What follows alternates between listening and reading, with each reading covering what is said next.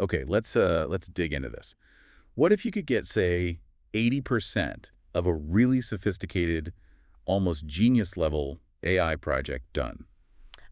Yeah, and done for what the source material actually calls pennies on the dollar. Exactly. Using tools that are just Yeah. out there, available to basically anyone for maybe $20 a month. That's the core idea we're diving into today. It's not just theory, it's a real kind of aggressive business strategy we're unpacking. So our mission here is to show you, the listener, how business owners can really use the accessibility and maybe even the competitiveness of standard AI platforms. Whoa. To get a massive, immediate leg up on bigger competitors. Yeah. And it really hinges on strategically outsourcing those early phases, the foundational stuff. And we're pulling this from a pretty wild case study, actually. High-stakes Italian marble imports involved. And the really surprising part, the insight came from a conversation between a CEO, a Mr. Katz, stressing out to his Uber driver. Dan, right. The driver was named Dan. Yeah.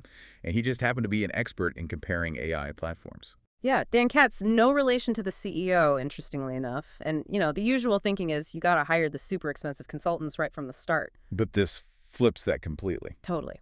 It says, use these AI generalists first. People who've spent, say, the last 4 years really mastering prompt writing, comparing outputs from different platforms. A year sounds about right given the timeline of this tech. Exactly. They handle the bulk of the work, maybe the first 80%, keep it cheap, keep it fast, iterate. Okay, but before we get to Dan's, frankly, brilliant low-cost idea, we really need to get a feel for the problem he solved. Why was Mr. Katz so worried? Yeah, you have to understand the risk level here. Let's use an analogy. Think about, I don't know, painting a birdhouse. Okay, low stakes. Super low stakes. You got plenty of paint. Maybe it costs $20 if you mess up and need another can. Error cost is tiny. Got it. Now, contrast that with the two-tone kitchen tragedy. Designing a maybe multi-million-dollar kitchen with imported Italian marble. Right, this isn't like tile from the hardware store. It's a finite resource. Finite how? Well, the source puts it pretty vividly. God, the great marble maker is permanently closed for business. Once a specific lot with its unique color and veins is gone, it's gone forever. You can never get a perfect match again. Never. Which drives the financial risk way, way up. Because to get enough matching slabs for a whole project, customers have to pay the full amount up front. Non-refundable. Whoa, so you could be out, what, $150,000 before they even double-check the measurements? Precisely. And here's the real nightmare. If you messed up the calculation, maybe you need one more small piece for an island 6 months later. Yeah. The new piece you find. Even from the same quarry, it's basically 100% likely not to match the original batch. Ah, so you end up staring at this two-toned kitchen forever. For 20 years, where one part looks just a little off, like the Washington Monument example, they use bottom and top parts don't quite match. Okay, I get the pressure now. That's huge. And this is what pushed the CEO, Mr. Katz. From marble slabs are used, yeah. Pushed him into this crisis. He realized he wasn't just selling stone, he was selling certainty, avoiding that tragedy. Exactly. He had to shift from being just a stone supplier to becoming a StoneTech services provider. He needed tech. But how could his smaller company afford the kind of engineers and data scientists needed for that? Especially when huge competitors probably already had fancy apps. That was his lament. The cost barrier seemed insurmountable. Right. So let's break down what this StoneTech app actually needed to do. The specific problems, Dan, the Uber driver helped solve. There were 3 phases. Yeah, 3 key phases. Phase 1 was moving from imagination to reality. The old way was holding a tiny 6-inch sample at arm's length. And squinting, praying it looks okay across 50 feet of countertop. Pretty much. The modern need was for a kind of magic, Disney-like imagination machine. Okay, describe that. Take a picture of your kitchen, upload it, and the app would digitally wrap, say, a dozen different marble options onto your counters, your island, showing how the veins would flow across the whole space. Visualize before you buy. Makes sense. Phase 2. Crucial one. Rough costing and availability. Before the final precise cuts, you need a quick check based on general measurements. Why? To make absolutely sure there's enough material in that specific matching lot to finish the whole project and get a ballpark cost. Ah, so you don't fall in love with the stone only to find out they only have 90% of what you need. Exactly. Avoid that heartbreak. Yeah. And phase 3, this is the really complex one. The measure twice, cut once on steroids. The Christmas cookie problem, they called it. Yeah, you've got these huge, expensive slabs. You need to figure out how to cut all the required little squares, triangles, weird L shapes for the counters and backsplashes out of those slabs with minimal waste, maximum yield. It's a spatial puzzle. And if you get that calculation wrong, Even by a little bit, yeah, you run short. And boom, you're right back to the two-tone kitchen tragedy. Catastrophic error penalty. okay, terrifying problem. Now, the hero arrives, the AI generalist solution. Mr. Katz is spilling his guts about needing a $500,000 engineering team. For the Christmas cookie problem, yeah. To his Uber driver, Dan Katz. No relation, which is kind of important, makes the advice objective. Right. And Dan hears this super specific high-risk problem and immediately sees a different path, a scalable strategy, perfect for a smaller business. What was step one? Take the data from just one successful past project, the raw measurements they started with, and the final cutting plan that worked perfectly. Okay, got the data. What does Dan do with it? This is the company's secret sauce, right? It is. And Dan says, load that single data set into several secure, user-friendly, off-the-shelf AI platforms. He mentioned names like OpenAI's ChatGPT, Anthropic's Claude. Wait.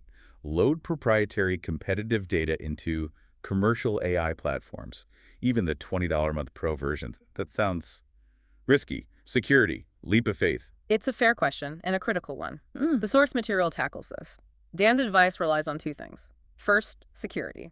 The generalist consultant handles this using the paid professional subscriptions. Which have better security than the free versions. Much better. Higher privacy commitments, usually. But second, and this is key, they're not building the final database or the whole infrastructure.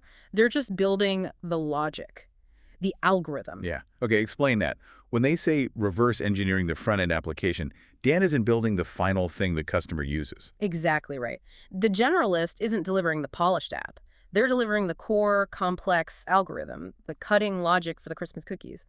They use the AI platforms to spot the patterns in that successful project data and translate those patterns into functional code that can reliably replicate that success. And the cost part is just mind-blowing. The pro versions of these incredibly powerful AI models cost about $20 a month each. Yep. You can run experiments on 2 or 3 different top-tier AIs for less than the price of a few pizzas. It's incredible democratization. Why run multiple, though? Why not just pick one? That's where the competitive edge comes in. Dan points out that these different AI platforms are constantly trying to outperform each other. He called it, what was it? Like a bunch of teenage guys having a king of the mountain pushing contest. Exactly. That pushing contest is actually good for the user, for Mr. Katz in this case. How does their competition help the marble company? Because different models excel at different things. Maybe GPT-4 is amazing at quickly generating code variations and finding weird edge cases in the data. Okay. But maybe Claude is better at long-form reasoning, understanding the overall spatial geometry problem, structuring the optimization logic. So by blending their outputs. The generalist gets the best of all worlds. They leverage that inherent competition to spot patterns better, build a more robust algorithm. They're not locked into one AI's specific strengths or weaknesses. Okay, that handles the cost and the multi-platform approach. But what about experience? Mr. Katz must have still wanted an AI genius, not just Dan. But Dan kind of pushes back on that whole genius idea, especially for this phase. He argues, pretty convincingly, that nobody is a decades-experienced AI coder in this specific area, prompt engineering, comparing these large language models. Because people have only really been doing this for maybe 4 years. That's a really sharp point. It reframes experience. 4 years of intense, dedicated work in this specific skill is actually a lot. It absolutely is. It's not casual use. The generalist's skill is that relentless iteration, comparing outputs, tweaking prompts, feeding refined feedback back to the AI. Until the code gets it right. Until the core logic solves the problem, replicates those past successes, 99% correct 99% of the time. That's the 4-year expertise. And that shatters the myth that you need some unobtainable genius just to get started. Which brings us squarely to the core of Dan's whole strategy, deploying the 80% rule. Right. Instead of gambling $500,000 up front on finding those super rare, super expensive AI geniuses, You use the AI generalist consultant, like Dan, for the first, say, 80% of the project. And that first 80% is all about building the functional foundation. It's iterative, it's cheap, it's focused purely on getting the algorithm to work. Tweaking the code, running past projects through the blended AI models until the answers are consistently right. And because you're using generalists and these $20 a month tools, the cost is kept at an absolute minimum, pennies on the dollar for that initial build. You literally have the Uber driver do the first 80%. The generalist gets paid less than a top-tier data scientist, obviously, but their work here is incredibly high leverage. Massively. They solve the core functional problem before you bring in the highest cost people. So when do the high-price AI geniuses come in? What's their job in this model? The transition is key. Once that core logic is proven it's 80% done, it solves the Christmas cookie problem reliably. Then Dan says, bring in the specialists. And their role isn't discovery or building from scratch. No, exactly. Their expensive time is saved for critical tasks.